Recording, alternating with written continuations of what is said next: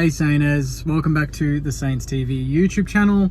Quick mini review of our first practice match of season 2025. We played Carlton and we got the chocolates, we got the win. It's not always about the win in the pracky games, I know, but it's always nice to go to Icon and get the win against a pretty strong outfit, to be said. Carlton fielded a decent team, missing a couple of stars, but obviously compared to us, I feel like they had a pretty strong team on the park, and we had a lot of youth, a lot of unknowns, and that was extremely satisfying.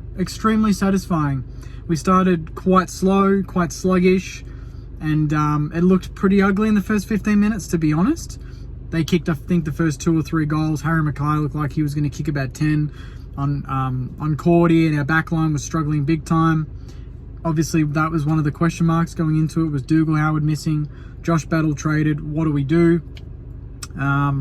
But as the game sort of progressed and our midfield started to get going, the pressure on the back line kind of softened a little bit, and that second quarter change, become a bit more aggressive, our ball use as well, but obviously just the physicality around the football itself, I thought was phenomenal. And before I forget, Boxall, massive chance for round 1 the way he played today. It was outstanding. His physicality, the fend on Cripps. This is his first real competitive game. Unreal from the kid. On top of that, Hugo Garcia was awesome as well. And Darcy Wilson, the young guns, Travalia coming on and kicking his goal, I thought was really special, and it kind of capped off the game.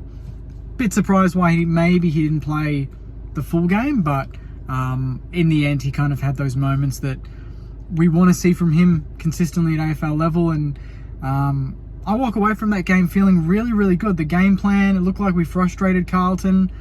Our forward line still lacks a bit, and that's to be expected, missing Max King.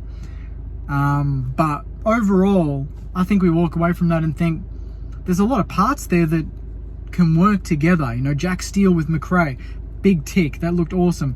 Harry Boyd in the ruck, massive effort from him. I thought it was really good. Another one that could possibly play round 1 with Ronald Marshall, under injury cloud. So I'm probably missing a few, to be honest. Like Max Hall surprised me. Not really surprised me, but I guess maybe he's one that's gone under the radar for a lot of us. If you go to training, you see that he actually does a lot of that at training, and he is highly regarded internally. Same with Boxall, who Wilkie mentioned on the radar on Triple M the other day, mentioning that he was sort of the one that has been surprising him the most at training. So they've all carried that through. Sharman did a few nice things. Owens took a while to get into it, but started crashing packs. And Anthony Caminiti was struggling early, like genuinely struggling, coming to the bench, like where I was sitting. He was running to the bench and on his haunches, like just absolutely gassed. They didn't let him come off. And then he went back on and was going from contest to contest to contest. It was a mixed bag from him today, but his effort was always there. I don't know if he was playing with some sort of little niggle, or I don't know, the heat, or just physically he was just wrecked. But I mean, he was hunching over maybe 10 minutes into the second quarter, and I thought, is he hurt? Like, did he cop one? I'm not too sure. Wilkie just doing Wilkie things. Stocker looked really good. Naz and Brad Hill in particular, I thought they were pretty outstanding. I don't know what the stats were overall, but I feel like they got a lot of the football.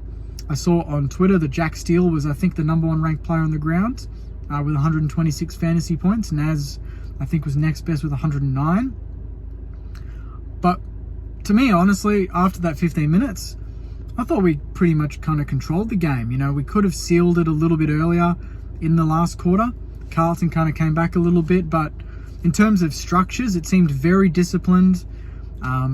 Everyone kind of knew what they needed to do, which was a bit surprising for me personally because of how many changes in that lineup compared to what we would normally field in a competitive game.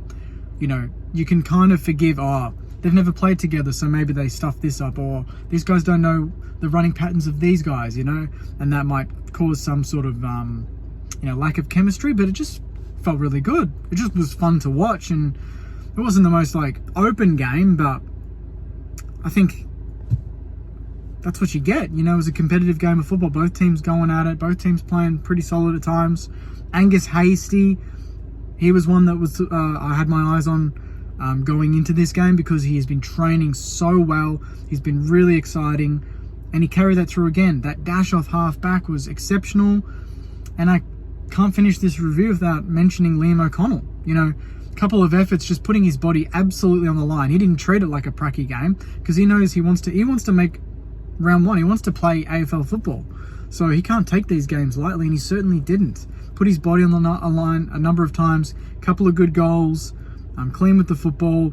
Could be one that could absolutely surprise in the next couple of weeks. So if some of these boys can back it up going into next week against Port, it's going to make the battle for round one in terms of selection all the more difficult for Ross Lyon, who was rocking the pants and the long sleeve today. And I thought, wow, that is impressive on a 35-degree day, Ross. I don't know if that's to send a message. Ari mentioned it might be to send a message to the boys. I don't know if that's some sort of mental play, but you know, overall, big tick, no injuries, solid performance, got the win, and a lot of young kids definitely shone and put their sort of claim forward for a potential round one berth. So put it in the comments, Saners. Let me know what you think. This is very much off the top of my head, so if I've missed anyone, I apologise. I know Jack McRae was seamless. Jack McRae did what Jack McRae has done his whole career. He knows where to find the football, he knows how to bloody use it, and he knows how to make his teammates look better.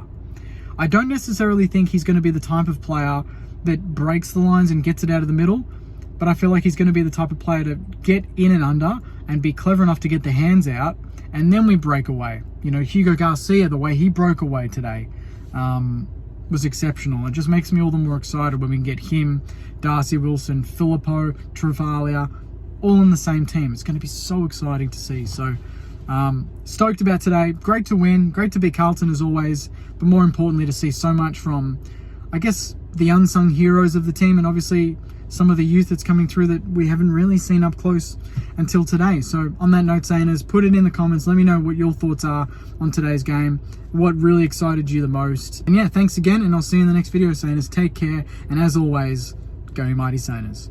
See you guys.